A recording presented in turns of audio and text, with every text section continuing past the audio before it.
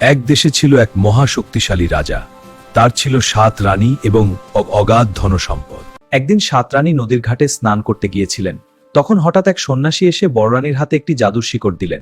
এই শিকড় বেটে 7 রানী মিলে খাও, তাহলে সোনার চাঁদের মতো ছেলে হবে।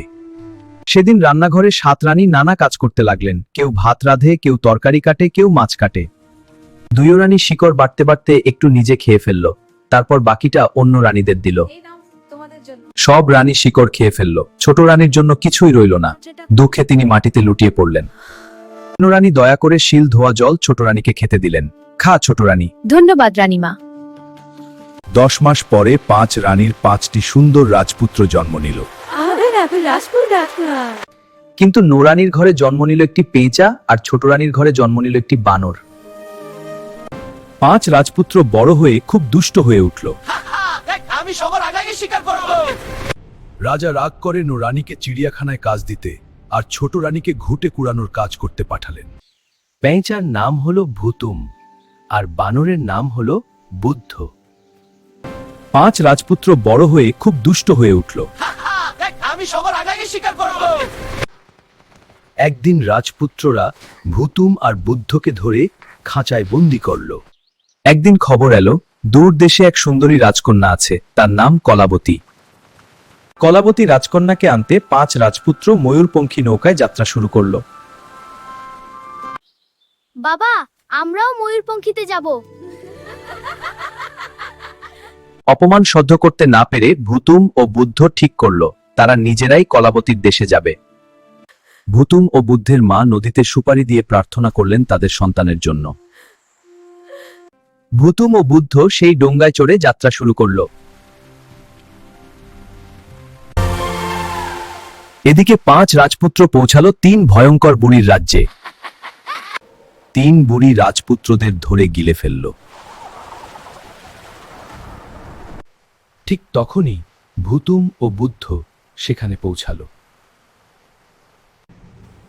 চুপি চুপি তারা রাজপুত্রদের উদ্ধার করল। সবাই মিলে রাঙ্গা নদীর দিকে যাত্রা করল।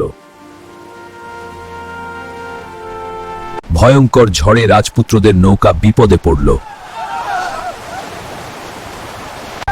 ভুতুম ও বুদ্ধ আবারও সবাইকে রক্ষা করলো। দেখো ঢেউ সামলাচ্ছি।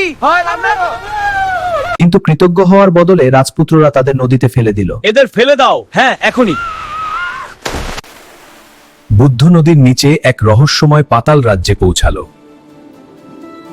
বুদ্ধ পাতালপুরীতে এসে এক আশ্চর্য রাজপ্রাসাদ দেখল।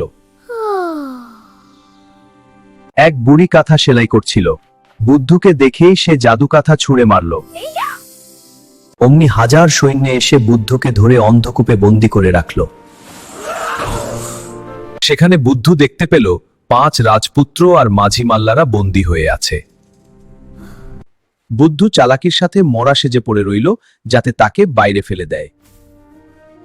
বাইরে এসে বুদ্ধ দেখল মেঘের মতো চুল আর কুচের মতো রঙের এক অপূর্ব সুন্দর রাজকন্যা। বুদ্ধ চুপি চুপি রাজকন্যার খোপা থেকে মতির ফুলটি তুলে নিল। রাজকন্যা বুঝলেন এই বানরই তার প্রতিজ্ঞা পূরণ করেছে। প্রতিজ্ঞা অনুযায়ী রাজকন্যা বুদ্ধর গলায় মালা পরিয়ে দিলেন। রাজকন্যা বললেন তিনি জাদুর কটার ভিতরে থাকবেন আর বুদ্ধ তাকে নিয়ে যাবে। বুদ্ধ, এই জাদুর কটা নাও। জাদুর ঢোল। বুদ্ধ জাদুর ঢোল বাজিয়ে হাটবাজার বসাতে আর ভাঙতে লাগলো। ফল আনতে গিয়ে বুদ্ধর সামনে পড়ল এক ভয়ঙ্কর অজগর। বুদ্ধ বুদ্ধি করে অজগরকে পরাজিত করল। তারপর বুদ্ধ রাজপুত্রদেরও মুক্ত করে দিল। বুদ্ধ, ভুতুম, 5 রাজপুত্র এবং কলাবতী রাজকন্যা সবাই মিলে ময়ূরপঙ্খী নৌকায় দেশে ফিরতে লাগলো। রাতে তারা চুপি চুপি বুদ্ধকে নদীতে ফেলে দিল এবং ভুতুমকে তীর মেরে পানিতে ফেলে দিল। ময়ূরপঙ্খী রাজ্যের ঘাটে পৌঁছাতেই চারদিকে আনন্দের প্রস্তুতি শুরু হলো। রাজা জিজ্ঞেস করলেন, রাজকন্যা তুমি কার? রাজকন্যা বললেন, ঢোল ডগর যার। রাজকন্যা 1 মাস সময় চাইলেন সত্য প্রকাশের জন্য। এদিকে ভুতুম আর বুদ্ধুর মা দুঃখে নদীতে ডুব দিতেছিলেন। ঠিক তখনই 2 দিক থেকে ডাক শোনা গেল। ও আমার বানর বাবা, ও আমার পেঁচা বাবা। বুদ্ধুর জাদুর ঢোলের কারণে তাদের কুড়ে ঘরের পাশে বিশাল হাটবাজার বসে গেল। এই খবর শুনে রাজা নিজেই সেখানে এলেন। আসল বীর বুদ্ধু আর ভুতুম। রাজা রাগে 5 রানী ও 5 রাজপুত্রকে শাস্তি দিলেন। বানর বুদ্ধুর সাথে কলাবতী রাজকন্যার বিয়ে হলো। পেঁচা ভুতুমের সাথে হীরাবতী রাজকন্যার বিয়ে হলো। এক রাতে রাজকন্যারা বানরের ছাল ও পেঁচার পাক পুড়িয়ে দিলেন। অমনি বুদ্ধ ও ভুতুম সুন্দর রাজপুত্রের রূপ নিলেন।